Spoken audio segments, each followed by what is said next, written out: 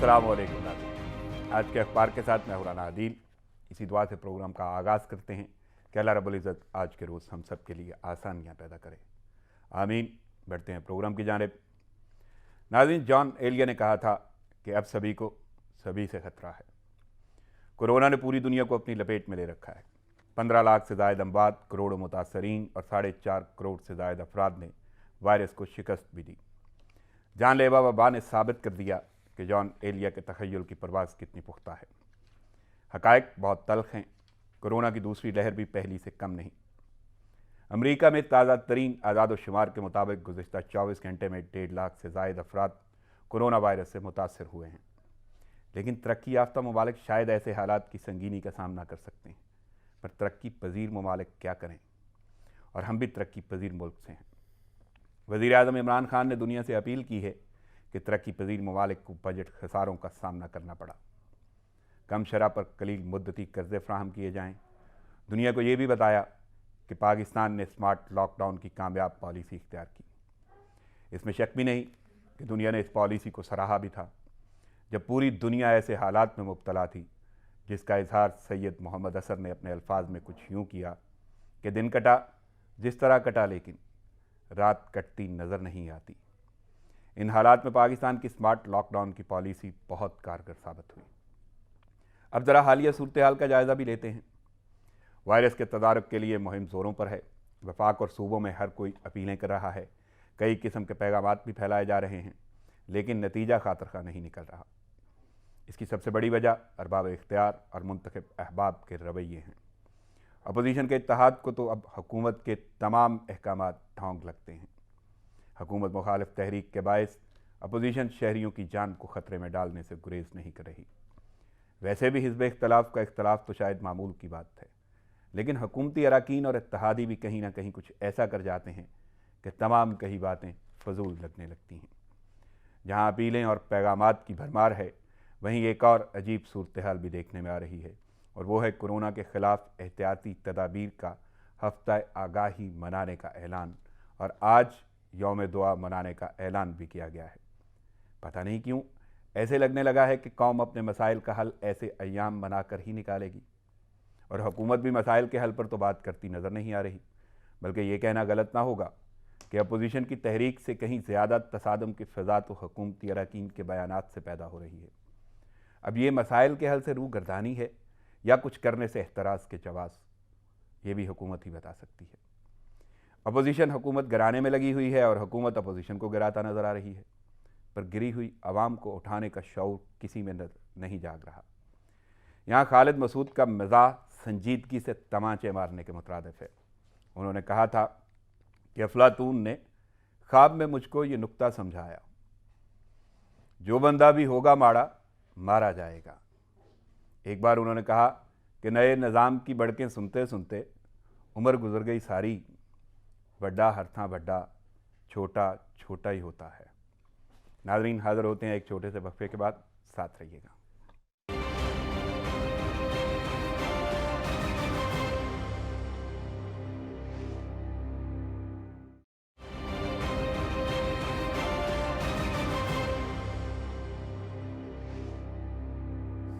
Welcome back नाज़रीन, खबरों और तेजियों का सिलसिला शुरू करते हैं। लेकिन सबसे पहले मैं अपने मेहमान शख्सियात का तारुफ आपके सामने रखता चलूँ। मेरे साथ दो शख्सियात मौजूद हैं, लेकिन स्टूडियो में जो मौजूद हैं उनका ताल्लुक़ शोबा तिब से है और तालीम और पेशे के एतबार से जो भी उनका तजर्बा है। लेकिन अहमियत की हामिल ये बात है कि उन्होंने एक जंग लड़ी कोरोना के ख़िलाफ़ भी, यानी वो कोरोना में भी मुब्तला रहे, उसका शिकार रहे। उस हवाले से उनका ज़ाती तजर्बा भी प्रोग्राम का हिस्सा बनाएंगे। मेरे साथ मौजूद हैं TMS होली फैमिली अस्पताल डॉक्टर जमील अहमद जंजुआ साहब। अस्सलाम वालेकुम सर। वालेकुम अस्सलाम सर, बहुत शुक्रिया, आपने वक्त निकाला, प्रोग्राम में शिरकत की, थैंक्स अ लॉट। नाज़रीन, मैं अपनी दूसरी शख्सियत का भी तारुफ आपके सामने रख दूँ। उनका ताल्लुक़ शोबा सहाफ़त से है और वाशिंगटन से मेरे साथ ऑनलाइन मौजूद हैं। इस शोबे की जो तवालत है, यानी यूँ कहने के तजर्बा जो है उसकी तवालत भी दहाइयों पर मबनी है। मेरे साथ मौजूद हैं सहाफ़ी और तजियाकार मोहतरम जनाब फैज़ रहमान साहब। अस्सलाम वालेकुम सर। वालेकुम अस्सलाम राना साहब, सर, आपकी भी शिरकत, वक्त और तजिए का बहुत शुक्रिया। मैं चलता हूँ अखबारात की जानिब। सबसे पहली खबर जो लीडिंग स्टोरी है, जो अखबारात की ज़ीनत बनी, वो है कोरोना के हवाले से, यानी कोरोना की जो सूरत हाल है हालिया दूसरी लहर में। मुल्क में कोरोना मज़ीद 39 जाने ले गया और 3,499 केसेस रिपोर्ट। دوسری لہر میں وبا کی شدت بڑھ گئی ہے، ڈاکٹر صاحب کیسے دیکھ رہے ہیں یہ ساری صورتحال؟ رانا صاحب بالکل ٹھیک فرما رہے ہیں. اس وقت بڑی تیزی کے ساتھ کرونا بڑھ رہا ہے پبلک کے اندر، اور کچھ ایسا لگ رہا ہے کہ جیسے بہت جلد ہم کسی بہت خطرناک صورتحال کا شکار ہو سکتے ہیں. صحیح. اس میں کچھ پبلک کی طرف سے اور کچھ حکومت کی طرف سے لیپسز آ رہے ہیں. پبلک میں شعور اتنا زیادہ نہیں ہے. بہت سے لوگ ایسے کو کہتے سنا ہے کہ کرونا ہے یا نہیں ہے، ایسے سوالات ہمیں سننے کو مل رہے ہیں. بالکل، بہت سارے لوگ تو یقین اور نہیں کرتے. اس کا مطلب ہے میرا ان کو یہ جواب ہوتا ہے کہ بھائی جس کے گھر میں پیشنٹ مرتا ہے اسی کے گھر میں کرونا آتا ہے. صحیح. تو ویٹ کریں کہ آپ کو بھی تجربہ ہو جائے. صحیح. سوری ٹو سے، لیکن اس کے علاوہ اس کو کوئی جواب نہیں سمجھانے ہے کا واقعی کوئی اور کوئی طریقہ نہیں ہے. بالکل. اور جو ہم نے پہلی سٹیج میں دیکھا کہ گورنمنٹ نے بہت زیادہ اس کی اویئرنیس پروگرام سٹارٹ کر دیے تھے اور پبلک کو موٹیویٹ کیا، اور پھر امپلیمنٹیشنز کی، رولز کی، اور اس میں لاک ڈاؤن بھی ہوا، سارا کچھ ہوا. تو وہ ایک بڑا اچھا طریقے سے کنٹرول بھی ہو گیا. ہم نے دیکھا اس کا رزلٹ بھی آ گیا. لیکن ابھی تک گورنمنٹ کی طرف سے تھوڑا سا ہاتھ ڈھیلا چل رہا ہے. نہیں، آپ کو کیا لگتا ہے، کیونکہ پہلی جب لہر آئی تھی اس میں اچھی خاصی یعنی توجہ بھی دی گئی اور کسی حد تک احتیاطی تدابیر بھی اپنائی گئی، دوسری لہر میں کیا کوئی ایسا نظر آ رہا ہے کہیں نہ کہیں آپ کو لگتا نہیں ہے کہ نہ تو شاید عوام اتنی شعوری اس کو لے رہی ہے اور نہ شاید حکومت کی طرف سے بھی ایسے کوئی اقدامات نظر آ رہے ہیں؟ بالکل، یہ دونوں طرف سے ہی ہے. عوام بالکل ریلیکس نظر آ رہی ہے اور کسی کے مرنے کا بھی کوئی ایفیکٹ نہیں نظر آ رہا. ہم دیکھتے ہیں کہ جو ڈیتھ ہو رہی ہے اس کے اوپر کوئی وہ رونا دھونا بھی نہیں ہو رہا. بالکل چپ کر کے آتے ہیں، وہ احساس ختم ہو رہا ہے کہ جیسے یہ بہت زیادہ جو ڈیتھس ہیں انہوں نے ہمارے اندر مرنے کا احساس ہی ختم کر دیا ہے. کوئی ایسی وجہ بھی سامنے آئی آپ کو لگتا ہے کہ آخر کیوں ایسا ہو رہا ہے؟ آخر وہ ایک آئی تھنک کہ کرونا کا جو امپیکٹ بن چکا ہے لوگوں کے ذہنوں میں کہ اب یار اس کو کرونا ہو گیا، اب اس سے مر رہی ہیں. تو it's that way. But we are not, ہم یہ نہیں کر رہے کہ ہم وہ سیفٹی میئرز جو گورنمنٹ دے رہی ہے یا ایس او پیز میں ہیں ہم ان کو فالو کریں. اس میں لوگوں کا رویہ جو ہے بہت زیادہ وہ آپ کو کیا لگتا ہے شعور دلانے کی ضرورت ہے؟ جی، بہت زیادہ موٹیویٹ کرنے کی ضرورت ہے پبلک کو، جیسے کہ پہلے دور میں ہوا، پہلی لہر میں ہوا. تو اسی طرح اسی کمپین کو اسی انٹینسٹی کے ساتھ ان کو لانچ کرنا چاہیے. صحیح. چلیں، میں کیونکہ ہمارے ساتھ موجود ہیں فیض رحمان صاحب، امریکہ سے، واشنگٹن سے وہ بات کر رہے ہیں، تو وہاں پہ بھی بڑی گمبھیر صورتحال ہے. فیض سر، میں آپ سے جاننا چاہتا ہوں کیونکہ جو اعداد و شمار سامنے آ رہے ہیں اور کل کی ہی بات ہے، یعنی 24 گھنٹے کے دوران 1.5 لاکھ سے زائد افراد جو ہیں وہ متاثر ہوئے ہیں کورونا سے امریکہ میں، تو وہاں پہ یہ سنگینی صورتحال جو ہے اس کے بارے میں کیا کہیں گے؟ کیا صورتحال چل رہی ہے؟ بہت صورتحال سنگین ہے، اس میں کوئی شک نہیں، انتہائی سنگین. اور سب سے پہلے میں ڈاکٹر جمیل صاحب سے اپنی اظہار ہمدردی کرنا چاہتا ہوں اور دعا کرنا چاہتا ہوں. ماشاءاللہ وہ کامیابی سے انہوں نے اس وائرس کا مقابلہ کیا اور صحت مند ہیں. تو مجھے مطلب ان کو مبارکباد بھی دینی ہے اور مجھے خوشی ہے کہ وہ اپنا تجربہ، اپنا ایکسپیرینس یہاں ہم سب سے شیئر کر رہے ہیں. اب امریکہ کی واقعی آپ نے دیکھا ابھی بتایا کہ 59 غالباً اموات کا ذکر کیا آپ نے پاکستان میں ایک دن کا، 49 یا 59. جی، اب آپ کو حیرت ہوگی کہ پچھلے 24 گھنٹوں میں امریکہ میں 2300 جانیں گئی ہیں کورونا سے. 2300 ایک دن میں. اور یہ جانے گئی ہیں، اموات ہوئی ہیں. جی وہ لوگ جو مرے ہیں 2300. اور اس وقت یہ ہے کہ every 2 seconds one American is dying of COVID-19. ہر دوسرے سیکنڈ میں ایک امریکی کی موت واقع ہو رہی ہے اس وائرس کے ذریعے. اچھا، اب ہم سب ظاہر ہے، میں بھی بہت ہی مطلب حیران اور پریشان ہوں، اور ہم سب پوری دنیا حیران اور پریشان ہے کہ دنیا کا اتنا ترقی یافتہ ملک، اتنا طاقتور ترین ملک، اتنے وسائل سے مالا مال ملک، ہر قسم کی ٹیکنالوجی یہاں موجود، اس کے باوجود بھی یہ سب کچھ کیوں ہو رہا ہے؟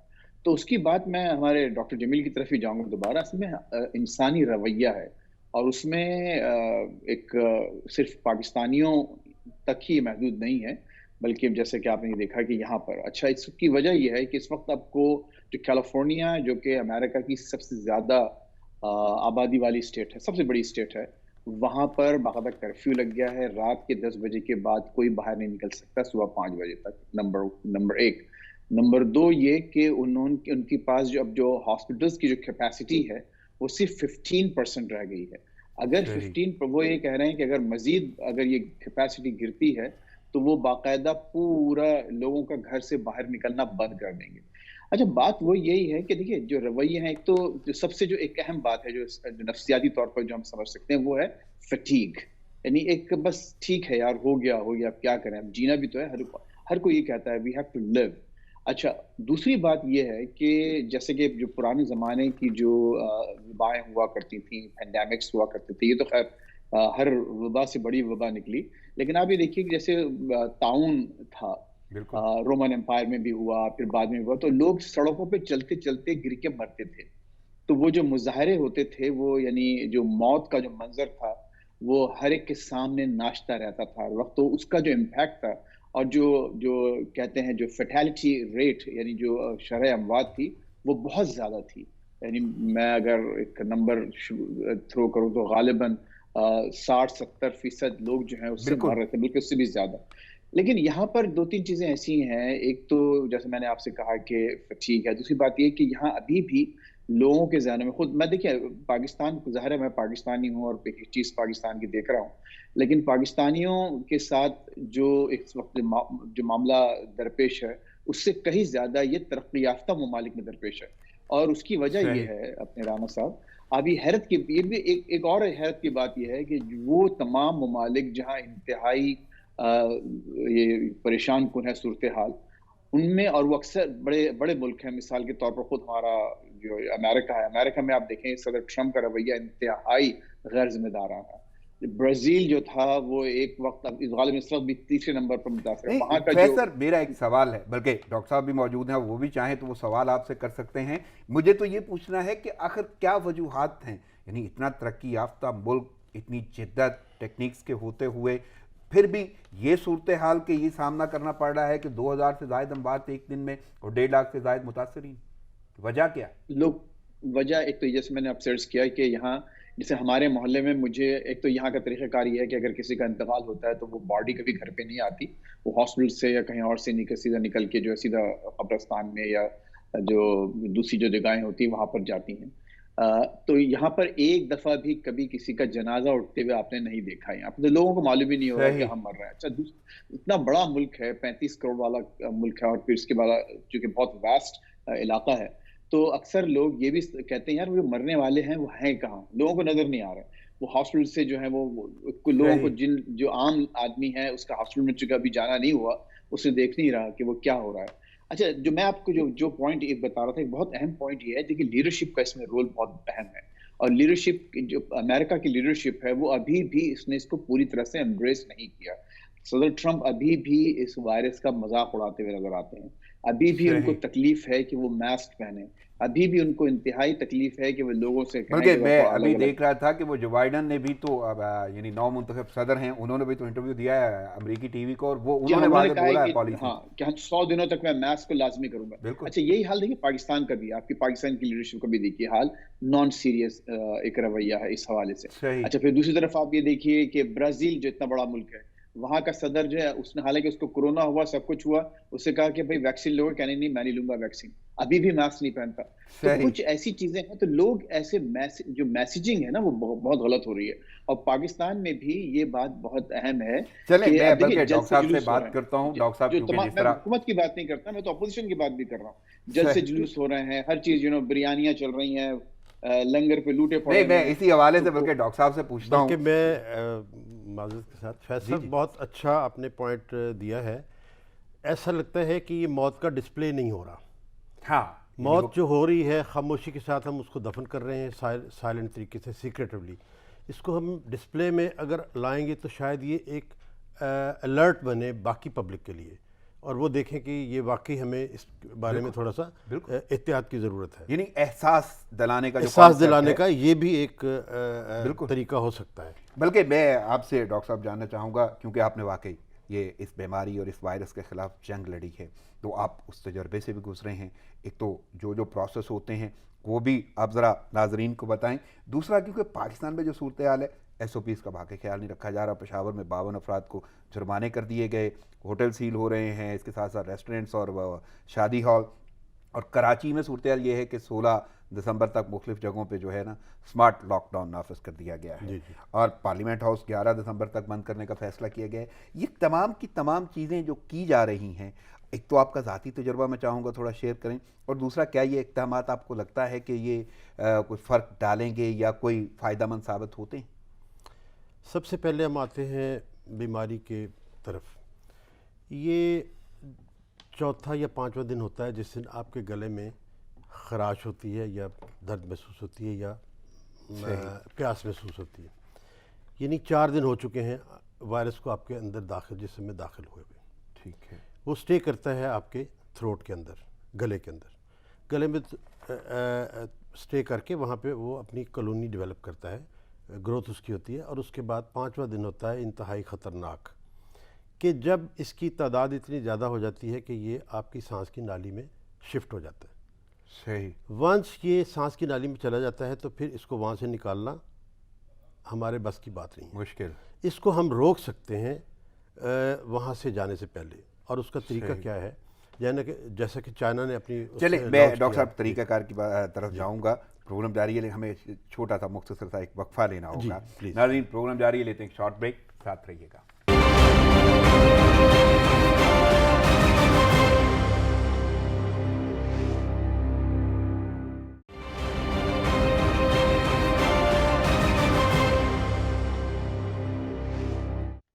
ویلکم بیک ناظرین. خبروں اور تجزیوں کا سلسلہ جاری ہے اور میں گفتگو کا سلسلہ وہیں سے جوڑوں گا جہاں سے ٹوٹا تھا. میرے ساتھ موجود ہیں ڈاکٹر جمیل احمد جنجوعہ صاحب، اور ان سے بات ہو رہی تھی اور بلکہ یہ طریقہ کار بتا رہے تھے. میں وہیں سے شروع کروں گا، لیکن میں ڈاکٹر صاحب سے یہ پوچھنا چاہوں گا کہ ڈاکٹر صاحب ملک میں 4 لاکھ سے زائد تو کیسز ہو گئے ہیں تقریباً اس کے، اور اگر دیکھا جائے 8,000 سے زائد اموات ہیں. تو یہ ساری کی ساری صورتحال تو بڑی گمبھیر ہے.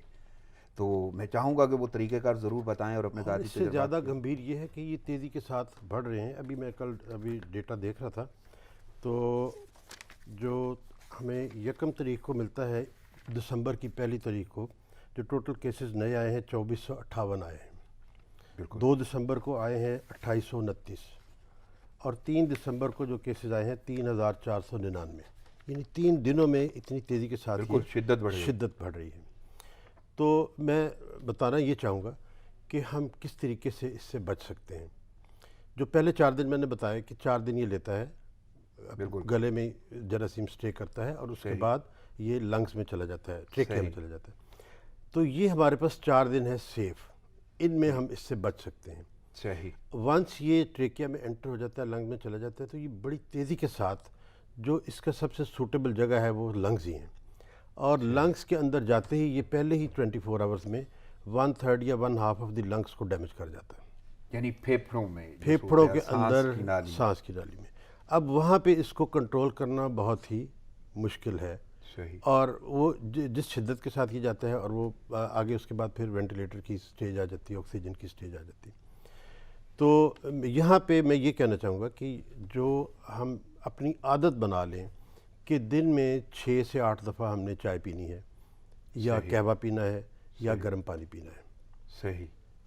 یعنی چائے، قہوہ اور گرم پانی دن میں 8 دفعہ ہم اپنے جو تھروٹ ہے، جو ہمارا گلا ہے، اس کو ہم واش کرتے رہیں گرم پانی کے ساتھ، تیز گرم پانی کے ساتھ. ٹھیک ہے.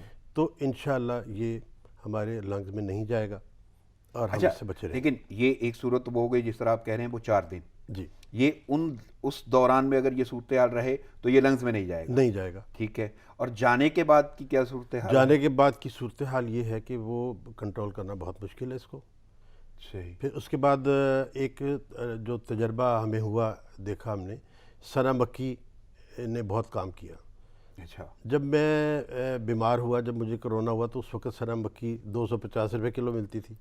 جب 15 دن کے بعد میں ریکور ہوا تو یہ 4000 روپے کلو ہو چکی تھی. اتنا زیادہ یہ رخ ہے. یعنی یہ ہربل میڈیسن ہے. یہ حضور پاک صلی اللہ علیہ وسلم کی حدیث مبارکہ سے یہ ڈرائیوڈ ہے. ڈاکٹر نذیر صاحب ہیں انگلینڈ کے، انہوں نے یہ سب سے پہلے ویڈیو ان کی وائرل ہوئی تھی، اور اس کے بعد یہ تیزی کے ساتھ یہ کنفرم ہے کہ یہ اثر کرتی ہے اور آپ کو فائدہ دیتی ہے. صحیح. چلیں میں مزید ذرا فیض صاحب سے بھی جان لوں. فیض سر، آپ نے جس طرح ذکر کیا اور جس شدت کا اظہار کیا ہے امریکہ میں، یعنی اس شدت کے بعد وہاں پہ ڈاکٹرز اور ماہرین کی کیا رائے ہے؟ دیکھیے اس وقت ابھی جو چونکہ نمبر کی بات کی ڈاکٹر صاحب نے، پاکستان میں 4 لاکھ، تو یہاں پر تو 2,75,000 تو اب تک آج تک اموات ہو چکی ہیں. 2,75,000. اگر دیکھیے نمبر کہنا آسان ہے یہ، لیکن اگر آپ ذرا اس کو ویژولائز کریں، اگر آپ ان ڈیڈ باڈیز کو دیکھیں، اگر قطار کے ساتھ لگا کے 2,75,000 لوگ جو اس سے وفات پا چکے ہیں پورے امریکہ میں. خاصی تعداد ڈاکٹرز جو ہیں، جی بہت بڑی تعداد ہے، اور اس میں جو ہیلتھ کیئر کی انڈسٹری کے جو لوگ ہیں وہ بہت زیادہ متاثر ہوئے ہیں. نرسز، ڈاکٹرز، بڑے نامی گرامی ڈاکٹرز، ان کا انتقال ہوا ہے اس وائرس سے. جیسے کہ ڈاکٹر صاحب نے فرمایا کہ بات وہی ہے کہ اگر صحیح موقع پر اس کا ایک ڈائگنوسس ہو جاتا ہے، لوگ تھوڑا احتیاط کرتے ہیں، تو پھر بھی آپ اس سے بچ سکتے ہیں. لیکن ظاہر ہے کہ جو ان میں اکثر جو اموات ہیں، اس میں کوئی شک نہیں کہ تقریباً جو 80% سے زیادہ اموات امریکہ میں ان لوگوں کی ہو رہی ہیں جو یا تو نرسنگ ہومز میں رہ رہے تھے، یا ان کا جو لائف اسٹائل وہ اتنا زیادہ بھیڑ کے ارد گرد ہے، آس پاس سب اتنے لوگ ہوتے ہیں بیمار لوگ، کہ ان کی وجہ سے وہ بچ نہیں پاتے. دیکھیے ایک اس میں 2 باتیں اہم ہیں. ایک تو یہ کہ اچھی بات، جو بہت بڑی خبر، سب سے اچھی خبر جو ہے اس پورے حوالے سے، وہ ہے ویکسین کا آ جانا. یہ جو فائزر اور جو ماڈرنا نے جو ویکسینز نکالی ہیں وہ باقاعدہ، اب آپ نے سنا ہوگا یو کے میں تو باقاعدہ اس کو اپروو کر دیا گیا ہے، اور غالباً منڈے سے اس کی ڈسٹریبیوشن اور استعمال شروع ہو رہا ہے. امریکہ میں ابھی FDA اس کو اسٹل اپروو نہیں کیا اس نے، لیکن یہ کہ آئندہ کچھ دنوں میں وہ بھی اپروو ہو جائے گی. اور اس میں تھوڑا سا ایک جو میں ایک سائڈ بار ہے وہ یہ کہ بہت اہم بات یہ ہے کہ یہ جو ویکسین ہے فائزر کی، جو سب سے زیادہ 95% سے زیادہ افیکٹو ہے، اس کے موجد جو ہیں ایک ٹرکش مسلم سائنٹسٹ اور ان کی بیگم ہے. تو یہ بھی ایک ہم سب کے لیے، ایک ہم مسلمانوں کے لیے ایک بہت بڑا اعزاز ہے. یہ ایک مسلم کپل نے، ایک مسلم جوڑے نے ایک ایسی دنیا میں اب تک تاریخ میں سب سے بڑی وبا کی جو ویکسین ایجاد کی ہے، جو ویکسین جو بنائی ہے، وہ ایک مسلم سائنٹسٹ نے اور ان کی بیگم نے مل کے بنائی ہے. اور وہ اس وقت رہتے جرمنی میں ہیں، لیکن ظاہر ہے کہ ان کا تعلق لیکن بینگ مسلم بہت بڑی اعزاز کی بات ہے. جی تو یہ مطلب آپ یہ دیکھیں نا، اس سے پہلے بڑے بڑے علاج دریافت ہوئے ہیں دنیا میں. ظاہر ہے کہ اس میں دوسری مذاہب سے تعلق رکھنے والے لوگ، حالانکہ میں نہیں سمجھتا کہ کوئی بہت زیادہ ریلیونٹ ہے اس ڈسکشن سے، لیکن ایک بہرحال ایک سائڈ بار کے طور پر میں تو کہوں گا یہ ریلیونٹ ہے. جس کام کے لیے بہت پوری دنیا اس وقت لگی ہوئی ہے، اور وہ کام کسی ایک مسلمان شخصیت سے ہوتا ہے، تو بہت بڑی بات ہے. ترکی نژاد کپل کے ہاتھ میں آیا، جوڑے کے ہاتھ میں آیا، اس کے ہم سب کو اس پر فخر کرنا چاہیے. لیکن میں پھر وہیں پہ جانا چاہوں گا کہ وہ ڈاکٹرز اور ماہرین کیا کہہ رہے ہیں. جی دیکھیے اب امریکہ کا مسئلہ یہ ہے کہ ٹھیک ہے یہ جو ویکسین آ گئی ہے، لیکن اس کو یہ سب سے پہلے تو انتہائی جو ولنریبل لوگ ہیں، جو بہت زیادہ عمر رسیدہ لوگ ہیں، ان کو دی جائے گی. تو اسٹیجز میں تو عام لوگوں تک پہنچتے ہوئے ابھی بھی مارچ اپریل تک آپ دیکھ رہے ہیں کہ یہ عام لوگوں کو اویلیبل ہوگی.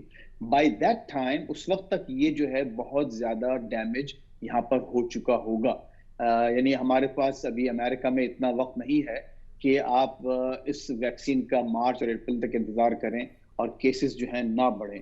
تو اسی لیے بہت شدید طور پر اس وقت جو آپ کے ماہرین، خصوصاً جو ڈاکٹر اینتھونی فاؤچی اور دوسری جو ان کی جو کمیٹی کے سارے لوگ ہیں، ان کا پورا زور اس بات پر ہے کہ لوگ پریکاشنز لیں اور اپنا رویہ، اپنا لائف اسٹائل چینج کریں. اپنے آپ کو سمجھانے کی کوشش کریں کہ بھائی social distancing does work, mask پہننے سے فرق پڑتا ہے، ہاتھ دھونے سے فرق پڑتا ہے. ڈاکٹر جمیل صاحب نے بہت اچھا مشورہ دیا. ویسے بھی پاکستانیوں کو چائے اور قہوہ پینے کا بہت شوق ہے، زیادہ پئیں. ایک اور آپ کو یہاں بتاؤں، چائنا سے ہماری دوستی بہت بڑھ رہی ہے. آپ کو معلوم ہے یہاں جتنے بھی میرے چائنیز دوست ہیں، ہم جب ان کے ساتھ کبھی، آج کل تو نہیں، جب پہلے پری پینڈیمک لنچ کرتے تھے یا ڈنر کرتے تھے ساتھ، تو ہم تو اپنا کولڈ ڈرنک منگواتے ہیں، لیکن آپ کو معلوم ہے وہ لوگ ہاٹ واٹر منگواتے ہیں کھانے کے ساتھ. چلے یہ تو اچھی بات ہے، یعنی احتیاطی تدابیر کے حوالے سے بڑی اہمیت کی حامل ہے یہ چیز. فیض صاحب یہ بات آپ نے صحیح کہی، میں لیتا ہوں کہ اگر ہم اپنا رویہ بدل لیں تو اس بیماری کو کنٹرول کرنا بہت آسان ہوگا. ویکسین کب آئے گی، ویکسین کب ملے گی، کس کو ملے گی، یہ بات کی باتیں ہیں، لیکن جو رویہ بدلنا ہے یہ ہمارے اپنے بس میں ہے. اگر ہم جو گرم چائے یا قہوہ کی عادت ڈال لیں، بالکل کولڈ ڈرنک چھوڑ دیں، ان کو سوئچ آف کر دیں، اور یہ بیماری کو کنٹرول کرنے کا سب سے بڑا ویپن ہے. ماسک جو ہے 98% پروٹیکشن دیتا ہے. ڈاکٹر صاحب یہاں پہ میں ایک اور اہم بات کروں گا. یہاں پہ ہمارے یہاں جو صورتحال ہے ابھی بھی آج بھی یوم دعا کا اعلان کیا گیا ہے. اس کے علاوہ بہت ساری اپیلیں کی جا رہی ہیں. ایون DGI/SPR نے بھی تشویش ظاہر کی اور اپیل کی ہے احتیاطی تدابیر اپنانے کی. آپ کو لگتا ہے یعنی یہ اعلانات، یہ اپیلیں، یہ پیغامات، یہ سارے کے سارے اثر انداز ہو رہے ہیں؟ یقیناً یہ اثر انداز اس طرح ہوں گے کہ یہ ایک اویئرنیس کا طریقہ ہے. صحیح، موٹیویشن ہے پبلک کے لیے. پبلک کو ایک میسج جاتا ہے، دعا کریں گے یا کوئی سیمینار کریں گے یا کوئی اس طرح کی ایکٹیویٹی ہوگی تو پبلک کے ذہن میں کچھ نہ کچھ تو اس کا امپیکٹ جائے گا. صحیح، یعنی آپ کو لگتا ہے کہ کہیں نہ کہیں یہ اثر انداز ہوتے ہیں؟ جی بالکل ہوتے ہیں، کیوں نہیں. اور اس کی دیکھیے وجہ یہ ہے نا رانا صاحب، ڈاکٹر صاحب، میں تھوڑا سا ایک کچھ کہنا یہ چاہتا ہوں کہ دیکھیے رویہ ایک انفرادی رویے سے فرق نہیں پڑے گا جب تک کہ پورا معاشرہ اس میں انوالو نہ ہو. میرے ایک بڑے عزیز دوست ہیں، اسلام آباد میں ہی رہتے ہیں اور بہت سینئر عہدے پر ہیں وہاں، تو ان کو بھی کورونا ہو گیا باوجود تمام احتیاط کے. وہ کہہ رہے تھے مجھ سے کہ میں ہمارا پورا خاندان ہر قسم کی احتیاط برتتا تھا، سب کچھ، لیکن اس کے باوجود بھی ان کو ہو گیا. دونوں میاں بیوی کو بچ گئے، لیکن وہی کہتے ہیں کہ یار میری گاڑی روک کے جو ہے وہ پولیس والا وہاں پوچھتا ہے کہ دکھائیں کتنے لوگ بیٹھے ہیں آپ کے، سوشل ڈسٹینسنگ ہو رہی نہیں ہو رہی ہے. تو ان کے ڈرائیور نے کہا کہ بھائی یہ تم میری گاڑی دیکھ رہے ہو، یہ جو سامنے جو منی وین بھری چلی جا رہی ہے، اوپر لوگ چھت پہ کھڑے ہوئے ہیں، سب کچھ ہو رہا ہے، ان کو نہیں دیکھ رہے تم؟ تو اس نے کہا جی ہمیں صرف کار چیک کرنے کا کہا گیا ہے. تو یہ جب آپ کا مجموعی طور پہ آپ کو میں جی ہاں میں اور آپ احتیاط کر لیں، لیکن ایک تو یہ جو دعا کی جو بات ہے اس میں ان کا صحیح ہے. دیکھیے میں ظاہر ہے کہ اس کا ایک روحانی اثر بھی ہوتا ہے ہم سب پر، لیکن ایک جو اویئرنیس کی جو اس میں جو فیکٹر ہے یعنی آگاہی کا، وہ بہت اہم ہے کہ لوگوں کو بحیثیت مجموعی یہ احساس دلایا جائے کہ بھائی ایک فرد نہیں بلکہ پورا معاشرہ اس رویے. بلکہ ڈاکٹر صاحب کی جو میں بات میں نے کہی رویے سے، تو میں دیکھیے آلموسٹ ہماری تمام جو بڑی بیماریاں ہیں وہ ہمارے رویوں سے جنم لیتی ہیں. یہ بھی حیرت کی بات ہے. دیکھیے ڈائبٹیز کو بھی جو ہے لائف اسٹائل ڈیزیز کہا جاتا ہے، اور دوسری جو بہت سی مہلک بیماریاں. چلیں فیض سر میں آپ کی طرف آتا ہوں ڈاکٹر صاحب کی موجودگی کا فائدہ اٹھاتے ہوئے، کیونکہ کچھ چیزیں کچھ ٹائٹل ان کی ذات سے اور بھی جڑے ہوئے ہیں. ڈاکٹر صاحب میں اگر غلط نہیں بلکہ آپ تصحیح بھی کریں گے اور ناظرین کو بھی بتائیں گے کہ آپ اڈیالہ جیل میں بھی آپ بطور ڈاکٹر فرائض سر انجام دے چکے ہیں، اور میرے خیال میں جہاں تک میں جانتا ہوں بہت سارے سیاستدان جو ہیں ان کا وقت بھی آپ کے ساتھ گزرا ہے، آپ نے بینگ ڈاکٹر ان کو ٹریٹ بھی کیا ہے. تو یہاں پہ پہلے تو میں یہ جاننا چاہوں گا کہ وہ سیاستدان، وہ بڑے بڑے نام، ان میں سے چاہے چند ایک چیدہ ہی بتا دیں کہ جن کے ساتھ آپ نے وقت گزارا جیل میں بینگ اے ڈاکٹر. میں ایک بڑی عجیب سی بات کرنے لگوں کہ میں واحد ڈاکٹر ہوں پاکستان میں جس نے میاں نواز شریف صاحب، آصف زرداری صاحب اور یوسف رضا گیلانی صاحب کے ساتھ ٹائم گزارا. ٹھیک ہے، یعنی اس وقت کوئی دوسرا ایسا ڈاکٹر نہیں ہے، فرائض انجام دے رہے تھے ایز اے ڈاکٹر جیل میں. کوئی ایسا دوسرا ڈاکٹر نہیں ہے کہ جس نے تینوں کو ایکسپوجر ملا ہو. یعنی 2 سابق وزرائے اعظم اور ایک سابق صدر کے ساتھ. جی ایگزیکٹلی. صحیح. تو جب اتنے بڑے بڑے سیاستدان، یہ بڑے بڑے نام جن کا آپ ذکر کر رہے ہیں، ان کے ساتھ اگر آپ نے وقت گزارا ہے تو میرا ایک سوال ضرور بنتا ہے کہ نفسیاتی حوالے سے بھی آپ نے تو انہیں پرکھا ہوگا، تو نفسیاتی حوالے سے کس کو آپ نے مضبوط اور پختہ پایا؟ جو نفسیاتی حوالے سے سب سے زیادہ مضبوط مجھے آصف زرداری صاحب نظر آئے. اچھا، اور کیٹیگرائز کریں تینوں میں؟ اتنا شارپ اور اتنا مضبوط میں نے نہیں دیکھا دوسرا بندہ. اور ان کے بعد مجھے یوسف رضا گیلانی صاحب نظر آئے. اچھا، یعنی تیسرے نمبر پہ آپ کو نواز شریف نظر آتے ہیں نفسیاتی حوالے؟ تھوڑا سا وہ ڈپریس تھے اپنی جیل کے اندر. میں اگر پوچھنا چاہوں کوئی وجوہات کہ اگر آپ نے اس حوالے سے جس طرح آپ یہ بات کر رہے ہیں تو کیسے آپ کو یہ لگتا ہے کہ جی زرداری صاحب، آصف زرداری صاحب نفسیاتی حوالے سے ریفلیکسز میں بہت مضبوط ہیں؟ دیکھیں جیل کے اندر ایک پریشر ہوتا ہے بہت زیادہ. صحیح. جس وقت یہ جیلوں میں تھے اس وقت تو تھا، تو اس کو اپنے اندر جذب کرنا، اپنے آپ کو کمپوز کرنا، یہ کوالٹی صرف زرداری صاحب میں نظر آئی. صحیح. ان دا لانگ رن آپ نے کہا جاتا ہے اسی لیے ان کو. ہاں صحیح. بلکہ فیض صاحب ضرور میں آپ کا تبصرہ یہ چاہوں گا. ایک تو یہ واقعی اعزاز کی بات ہے کہ وہ ڈاکٹر صاحب میرے ساتھ موجود ہیں جنہوں نے 2 سابق وزرائے اعظم اور ایک سابق صدر کے ساتھ وقت گزارا being a doctor in jail. تو وہاں پہ نفسیات بھی انہوں نے پڑھی ہے، اس کا تجزیہ بھی انہوں نے دیا ہے. دیکھیے رانا صاحب جو بات کی نا، مجھے بڑی حیرانگی ہے ہمارے ڈاکٹر صاحب کی، حالانکہ ان کا پیشہ صحافت یا وہ خطابت نہیں ہے، لیکن انہوں نے پوری صورتحال کو جو ایک جملے میں بتا دی نا، پوری تاریخ بتا دی ہے آپ کو انہوں نے. بالکل. تینوں میں سے کون کس کے اعصاب سب سے زیادہ مضبوط تھے اور کون اپنے آپ کو جو ہے وہ ایک ڈپریشن میں چلا جاتا تھا. اور دیکھیے یہی اسی لائن کی وجہ سے آپ یہ جو سب کچھ دیکھ رہے ہیں اس وقت پاکستانی سیاست کا منظر، وہ یہی باتیں ہیں. اور یہ 3 اہم شخصیات اگر کی جو نفسیاتی تجزیہ انہوں نے اتنی پھرتی سے اور اتنی مہارت سے ایک جملے میں کیا ہے، یہ لوگوں کو، آپ کے ناظرین کو بالکل اندازہ ہو گیا کہ یہ کیا کہہ رہے ہیں. اور اس وقت جو سیاسی بلکہ میں نے جب ان سے سوال یہ کیا ہے نا کہ آپ کس بیس پہ یہ کہہ سکتے ہیں کہ نفسیاتی حوالے سے آپ نے مضبوط پایا آصف زرداری کو، تو میں بلکہ آپ سے یہ کہوں گا کہ آپ زیادہ تجزیہ کر سکتے ہیں. ڈاکٹر صاحب کا بھی یہ کہنا تھا کہ آپ اگر دیکھیں معمولات میں بھی دیکھیں تو جس طرح وہ آگے آئے سیاست میں، تو آپ کیا کہیں گے؟ واقعی آپ کو بھی یہ لگتا ہے یہی تجزیہ؟ دیکھیے زرداری صاحب، اگین میں ان کی سیاست سے چاہے اختلاف کروں یا ان کو پسند کروں، اس سے کوئی فرق نہیں پڑتا. میں بالکل ایک غیر جانبدارانہ بات کر رہا ہوں. ان کا جو ایک بیک گراؤنڈ ہے نا، براٹ اپ، اس میں اس کی بڑی اہمیت ہوتی ہے.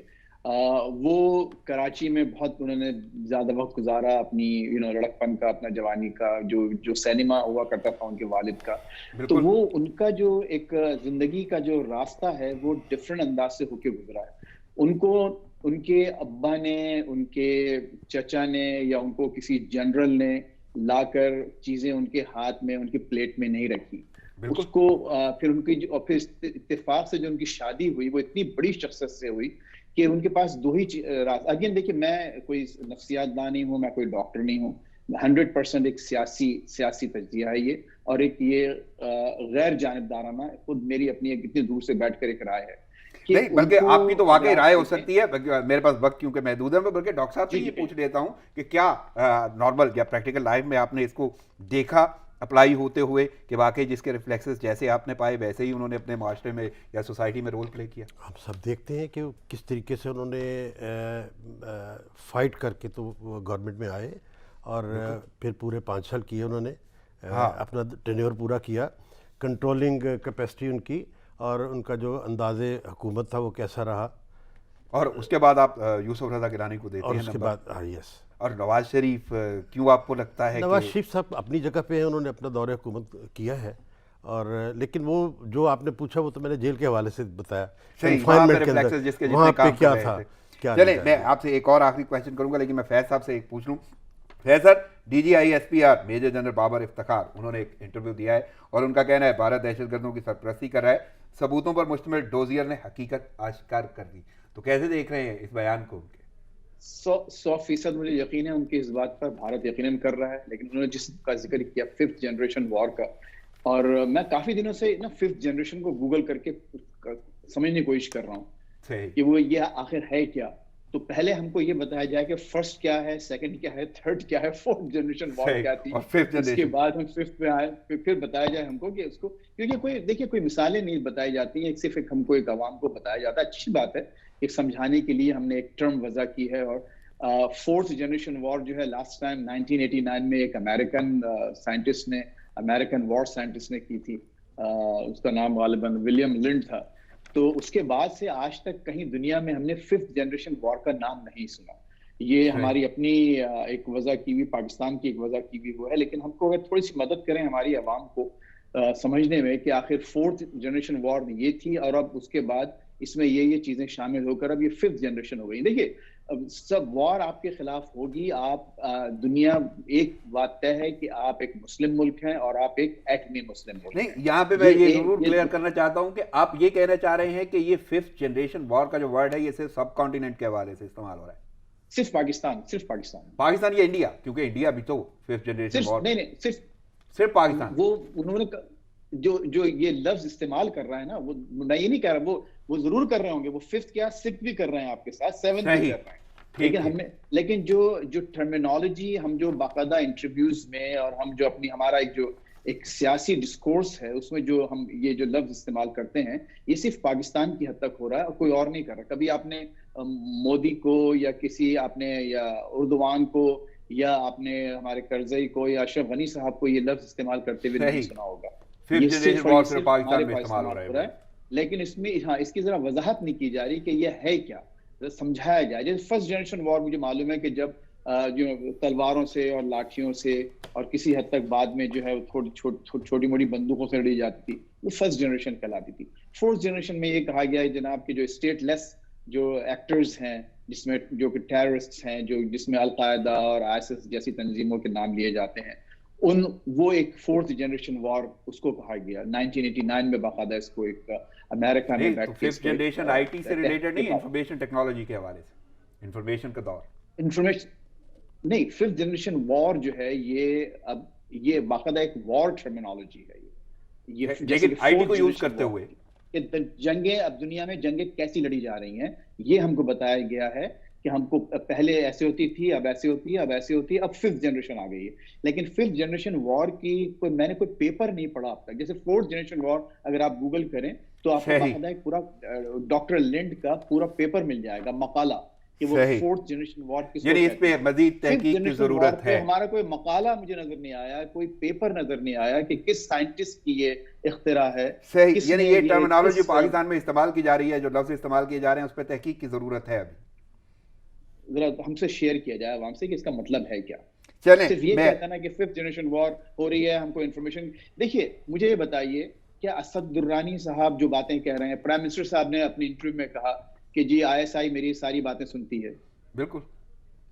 تو یہ اب یہ کون بندہ. چلیں اس پہ مزید, کیونکہ میرے پاس وقت محدود ہے, میں مزید گفتگو اگلے پروگرام میں رکھوں گا, لیکن میں ذرا ڈاکٹر صاحب سے پوچھوں. ڈاکٹر صاحب بہت محدود وقت ہے, آخر پہ یہی چاہوں گا کہ عوام کو کیا مشورہ دیں گے کرونا سے محفوظ رہنے کے لیے, اور آپ تو کیونکہ اس کی جنگ لڑ چکے, کوئی ایک دو جملہ ضرور. ماسک کا استعمال صحیح, نمبر 1. جس کو ہو جائے وہ دوسروں کو بچائے گا, تو جس کو نہیں ہوا وہ اپنے آپ کو بچائے گا. صحیح. ماسک, گرم پانی یا چائے یا قہوہ اس کا مسلسل ریگولر استعمال. صحیح. کولڈ ڈرنک کو اپنی زندگی میں سے نکال دیں. صحیح. وقت کی قلت کے بعد مجھے اجازت لینا ہوگی. ڈاکٹر صاحب آپ کی آمد کا شکریہ. خیر سر, آپ کی شرکت, وقت اور تجزیہ کا شکریہ. ناظرین پروگرام کا وقت ختم ہوا چاہتا ہے, مجھے اجازت دیجیے, دعاؤں میں یاد رکھیے گا. اللہ نگہبان.